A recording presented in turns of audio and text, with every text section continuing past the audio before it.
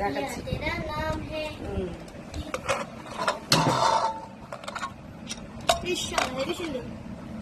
দেখেছেন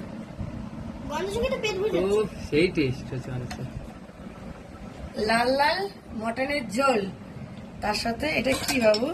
টমেটো গোটা।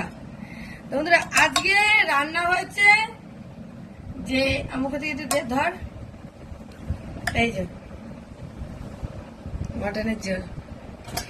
আজকে মটনটা রান্না করেছি দই দিয়ে, ঠিক আছে? দই দিয়ে লাল লাল ঝাল ঝাল করে রান্না করেছি।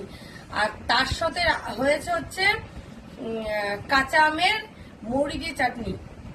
এই টক দই লাস্টে আমার হাতে পাতা টক দই সেটা আছেই। এই যে চলো ঢালছি এটা।